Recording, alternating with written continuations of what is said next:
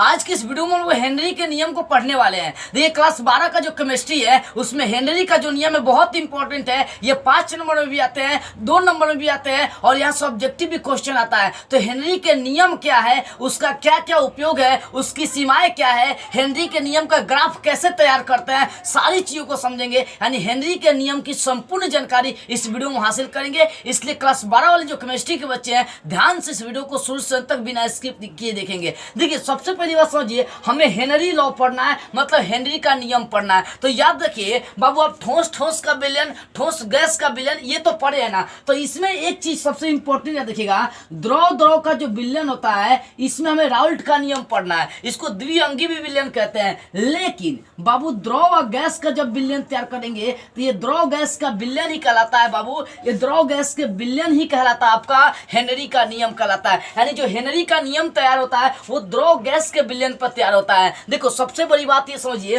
कि जब द्रव को मिलाएंगे और इससे विलयन बनाएंगे तो इसमें राउल्ट के नियम पढ़ना होगा। तो अगले वीडियो में राउल्ट के नियम की चर्चा मैं करूंगा, ठीक है ना। अभी यहाँ द्रव और गैस का विलयन तैयार करता हूं और इसमें हमें क्या पढ़ना है, इसी में हमें पढ़ना है हेनरी का नियम। तो कभी क्वेश्चन करेगा कि हेनरी के नियम के लिए कौन से विलयन, तो द्रव और गैस का विलयन होता है। और गैस में ही देखी जाती है कि गैस की विलयता कितनी है, गैस का आंशिक दाब कितना है, गैस में अणुओं की संख्या मतलब मोल प्रभाज कितना है, ये सब चीजें देखना है, ठीक है ना। तो समझिए ध्यान से, आपको इतना समझ में आएगा कि जो हेनरी का नियम है ठोस और गैस के लिए लागू होता है। किसके? ठोस और गैस के विलयनों के लागू होता है, ठीक है ना। द्रव का जो विलयन होता है वो राउल्ट के नियम के लिए लागू होगा, लेकिन हेनरी के नियम के लिए द्रव और गैस का विलयन हम लोग तैयार करते हैं। तो एक चीज समझिए, यहाँ पर सिंपली मैं आपको डायग्राम के अनुसार समझा देना चाहूँ। यहाँ साइड में समझा रहा हूँ, ठीक है। ये ग्राफ है, उसको हटाइए, साइड करिए। देखिए ये मान लीजिए आपका द्रव है, ठीक है बाबू, और ये मान लीजिए आपका गैस है, ठीक है। ये क्या है? गैस है। तो द्रव और गैस के विलयन अगर तैयार करते हैं तो हमें द्रव से कोई मतलब नहीं है,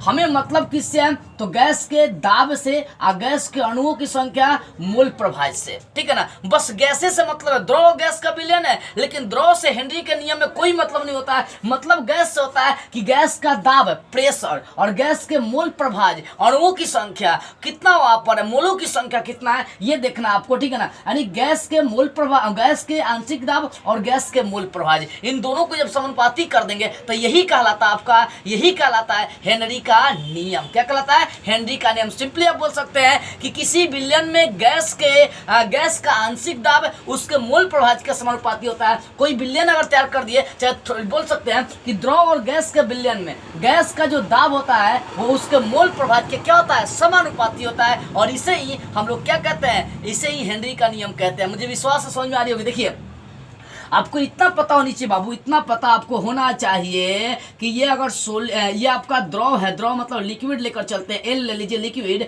और ये आपका गैस जी है, तो इन दोनों से विलयन बना तो हमें दोनों से कोई मतलब नहीं है, सिर्फ गैस से मतलब है। गैस में 2 चीजें, उसका प्रेशर और उसके मोल प्रभाज। तो प्रेशर पी ले लिए और मोल प्रभाज क्या ले लिए? एक्स ले लिए। तो आंशिक दाब और मोल प्रभाज जब समानुपाती हो जाएगा तो इसे ही बोलते हैं हेनरी का नियम कहते हैं। सिंपली बोल सकते हैं कि द्रव और गैस के विलयन गैस का आंशिक दाब गैस के मोल प्रभाज का समानुपाती होता है, इसे ही हेनरी लॉ, हेनरी का नियम कहते हैं। चलिए समझते हैं। देखो बुआ, तो मैंने यहाँ पर गैस का आंशिक दाब क्या ले लिया? पी ले लिया, और गैस का मोल प्रभाज, चाहे मोल प्रभाज या मोल भिन्नांक भी कहते हैं। मोल प्रभाज का दूसरा नाम मोल भिन्नांक भी होता है, उससे मतलब नहीं है। गैस का जो आंशिक दाब और जो गैस का मोल प्रभाज है दोनों ले लिया, दोनों को समानुपाती कर दिया, तो यही कहलाता है हेनरी का नियम। यानी बोल सकते हैं कि जो किसी द्रव और गैस के विलयन में गैस का आंशिक दाब उसके मोल प्रभाज के समानुपाती होता है, इसे हम लोग क्या कहते हैं? हेनरी का नियम कहते हैं। अर्थात P समानुपाती X। क्या? अर्थात P समानुपाती X। तो P क्या है? तो P गैस का आंशिक दाब है और X क्या है? तो गैस का मोल प्रभाज है, ठीक है ना। इतना समझ में आ रही होगी कि जो हेनरी का नियम होता है द्रव और गैस के विलयन के लिए तैयार होता है। तो द्रव और गैस का जब विलयन तैयार करेंगे तो गैस का आंशिक दाब और गैस का मोल प्रभाज दोनों समानुपाती कर दीजिए, वो आपका कहलाएगा हेनरी का नियम। मुझे विश्वास है ये दिमाग में आपकी बैठ गई होगी। यानी कहने का सीधा सा मतलब है कि P गैस का आंशिक दाब प्रेशर है और X गैस का मोल प्रभाज है। यानी गैसे का आंशिक दाब और गैसे का मोल प्रभाज दोनों समानुपाती हो गया तो उसे बोलेंगे हेनरी का नियम। तो बोल सकते हैं कि जब किसी विलयन में, चाहे जब द्रव और गैस के विलयन में गैस का आंशिक दाब उसी के मूल प्रभाज का समानुपाती होता है, तो इसे ही हम लोग हेनरी का नियम कहते हैं। अर्थात P समानुपाती X, तो P क्या है, गैस का आंशिक दाब है, और X क्या है, गैस का मूल प्रभाज है। ठीक है, इतना लिखना है। उसके बाद एक चीज और यहाँ पे आगे कर सकते हैं, है P समानुपाती जैसे ही हटाएंगे यहाँ पे एक नियतांक आएगा, उसका नाम होगा KH।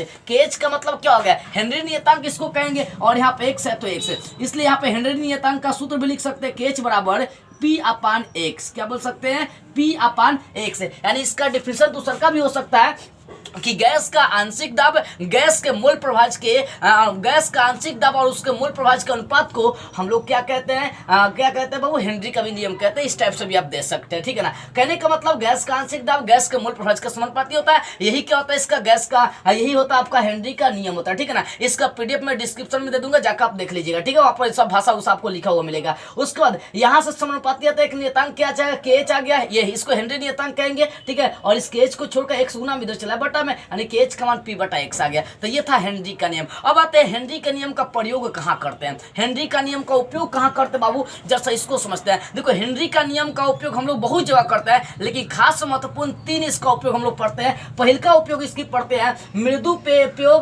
पे जो हम लोग स्प्राइट पीते हैं ना बाबू, तो उसी में CO2 की विलेयता बढ़ाने के लिए। अब देखिएगा, स्प्राइट ले लीजिएगा और उसको कस के जोर से हिलाइएगा। ठीक है ना, वो भी छोड़िए, उसका ढक्कन खोल कर इसे दाब के कस के हिलाइएगा और छोड़िएगा, कितना प्रेशर बनाकर फेंकता है। उसमें CO2 की जो कार्बन डाइऑक्साइड की मात्रा बढ़ाने के लिए हम लोग किसका प्रयोग करते हैं बाबू, हेनरी के नियम का प्रयोग करते हैं। क्योंकि हेनरी का नियम क्या, गैस के आंशिक दाब को बढ़ाता है। ठीक है ना, तो यहाँ पर बोल सकते हैं मृदु पेय में कार्बन डाइऑक्साइड की मात्रा बढ़ाने के लिए, विलेयता बढ़ाने के लिए हम लोग क्या कहेंगे बाबू, हम लोग क्या करते हैं, हेनरी के नियम का प्रयोग करते हैं। अब एक चीज यहाँ पर, विलेयता क्या है, विलेयता किसे कहते हैं, सिंपल सी बात है, बोल सकते हैं कि 100 ग्राम विलायक में विलय की जितनी मात्रा विलयन को संतुष्ट कर देती है, उससे हम लोग क्या कहते हैं, विलेयता कहते हैं। मतलब विलायक की मात्रा 100 ग्राम ही होगी, उसमें विलय आ गया, कोई घुल आ गया और विलयन को संतुष्ट कर दिया, तो भैया वो विलेयता हो जाएगी। और नहीं संतुष्ट कर रहा है तो नहीं हो पाएगा। ठीक है ना,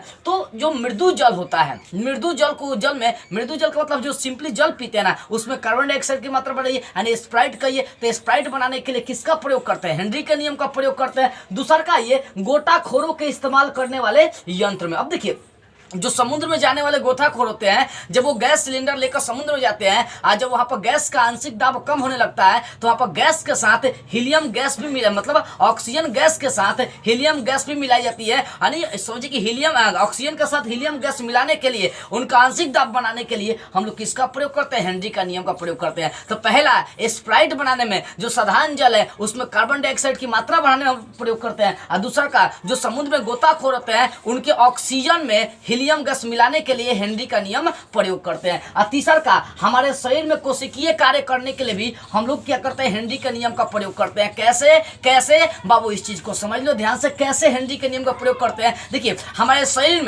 शरीर में इतना समझिए कि ऑक्सीजन को ले जाने वाला फेफड़ा होता है, ऑक्सीजन को फेफड़ा ले आता है। अब ये ऑक्सीजन जो होता है ना, ये ऑक्सीजन रक्त को देता है, यानी रक्त के हीमोग्लोबिन को देता है। हीमोग्लोबिन ऑक्सीजन से अभिक्रिया करके ऑक्सी हीमोग्लोबिन बनाता है। ठीक है ना, लेकिन याद रखिएगा बाबू, हमारे शरीर में जो कोशिकाएं हैं उनको भी ऑक्सीजन चाहिए, लेकिन कोशिकाओं का जो आंशिक दाब होता है गैस का, वो कम होता है। लेकिन जो ऑक्सी हीमोग्लोबिन होता है, ये क्या करता है, कोशिका को ऑक्सीजन देता है, जिससे वो पूरा अपना काम करता है। कोशिका नहीं समझ में, फिर से समझिए। देखिए, हमारे शरीर में कोशिकीय कार्य कैसे होता है, पहले समझिए। हमारे शरीर में श्वास कौन ले जाता है, फेफड़ा ले जाता है। अंदर श्वास कौन ले जाता है, फेफड़ा ले जाता है। और फेफड़ा से जो श्वास होता है, जो ऑक्सीजन होता है, वो कहाँ जाती है बाबू, तो वो जाता है रक्त में हीमोग्लोबिन को जाता है। तो ऑक्सीजन हीमोग्लोबिन से मिलकर ऑक्सी हीमोग्लोबिन बनाता है, और यही ऑक्सी हीमोग्लोबिन क्या करता है, कोशिकाओं को ऑक्सीजन देने का काम करता है। क्योंकि कोशिकाओं में ऑक्सीजन का आंशिक दाब कम होता है, इसी कारण से ऑक्सी हीमोग्लोबिन कोशिकाओं को ऑक्सीजन देता है, और हमारा कोशिका क्या होता है, कार्य करता है। यानी हेनरी के नियम नियम का 3 उपयोग स्प्राइट बनाने में यानी साधारण जल में कार्बन डाइऑक्साइड की मात्रा बढ़ाने में, दूसरा गोताखोरों के इस्तेमाल में, और तीसरा हमारे शरीर में कोशिकीय कार्य करने के लिए। ठीक है, ये हेनरी के नियम का 3 उपयोग था। अब जैसा इसकी सीमा देखते हैं कि इसकी सीमाएं क्या क्या है और क्या नहीं हो सकता है, उससे पहले हम लोग हेनरी के नियम का ग्राफ तैयार कर लेते हैं। देखिए बाबू, एक्स क्या है तो मोल प्रभाज्य गैस का, और पी क्या है तो गैस का क्या है आंशिक दाब है। जब ये दोनों समानुपाती है, इसका मतलब जब समानुपाती होता है इनका ग्राफ का स्ट्रेट लाइन होगा, इनका ग्राफ एकदम क्या होगा स्ट्रेट लाइन होगा। दोनों का ग्राफ खींचेंगे, क्यों? क्योंकि आंशिक दाब मोल प्रभाज्य के समानुपाती होता है, और समानुपाती के कंडीशन में हमेशा वो कैसा आएगा स्ट्रेट लाइन, सीधी रेखा आएगी। ठीक है, अब देखिए इसकी सीमाएं पढ़ते हैं। इसकी सीमाएं क्या बाबू? तो हेनरी के नियम का जो सीमाएं है ये अच्छे गैस के लिए लागू ही नहीं होता है, आदर्श गैस के लिए लागू ही नहीं होता है। ठीक है ना। और दूसरा का हेनरी के नियम में ना तो भैया ताप अधिक हो सकता है और ना ही प्रेशर दाब अधिक हो सकता है, मतलब मीडियम चलिए। अगर ताप अधिक हो गया तो भी हेनरी का नियम लागू नहीं होगा, दाब अधिक हो गया तो भी हेनरी का नियम लागू नहीं होगा। और तीसरा का गैस के विलायक में विलेयता कम होनी चाहिए। जो गैस का विलेयता होता है, गैस का जो विलयन बनाए हैं, गैस का जो विलयन तैयार किए उसमें विलेयता कम होनी चाहिए। और चौथी, विलायक जो होता है ना, मतलब जो हेनरी का नियम होता है वो किसी भी पदार्थ का संग रासायनिक अभिक्रिया नहीं करता है। यानी गैस की जो विलायक है, गैस का जो विलायक है वो किसी रासायनिक पदार्थ के साथ रासायनिक अभिक्रिया काम नहीं करेगा। यानी मोटा मोटी अगर समझे तो जो हेनरी का नियम होता है वो आदर्श गैस के लिए लागू नहीं होता है। हेनरी के नियम में ताप भी अधिक नहीं होना चाहिए, दाब भी अधिक नहीं होना चाहिए। हेनरी के नियम में विलेयता भी अधिक नहीं होनी चाहिए, कम से कम विलेयता कम होनी चाहिए। ठीक है, उसके बाद हेनरी के नियम जो होता है ना रासायनिक अभिक्रिया नहीं करता। ये 4 इसकी सीमाएं हैं। ठीक है ना। तो इस तरह से आप स्क्रीनशॉट ले सकते हैं। तो इसका पीडीएफ जो है मैं डिस्क्रिप्शन में दे दूंगा, आप वहां से जाकर ध्यान से देख लीजिएगा। देखिए ये क्लास 12 वाले बच्चे का सबसे इंपॉर्टेंट टॉपिक था। ऐसा ऑब्जेक्टिव भी क्वेश्चंस आते हैं, बहुत ज्यादा ऑब्जेक्टिव क्वेश्चन देते हैं कि गोताखोर जो होते हैं ना वो ऑक्सीजन के साथ कौन सा गैस ले आते हैं समुद्र में, तो हीलियम ले आते हैं, जो मैंने आपको समझाने की कोशिश करी है। ठीक है ना। इसका लिंक मतलब पीडीएफ का जो लिंक है डिस्क्रिप्शन में दे दूंगा, वहां से आप जाकर देख लीजिएगा, अपने दिमाग में बैठा लीजिएगा। मुझे विश्वास है कि हेनरी का नियम विस्तार से समझ में आ गई होगी। यदि आप मुझसे कुछ पूछना चाहते हैं या इंपॉर्टेंट प्रश्नों का नोट लेना चाहते हैं, पीडीएफ लेना चाहते हैं, तो स्क्रीन पर व्हाट्सएप नंबर यहां से संपर्क कर सकते हैं। लेकिन ध्यान इस बात करें कि आपको कॉल नहीं करना है, ओनली व्हाट्सएप पर मैसेज करना है। जय हिंद।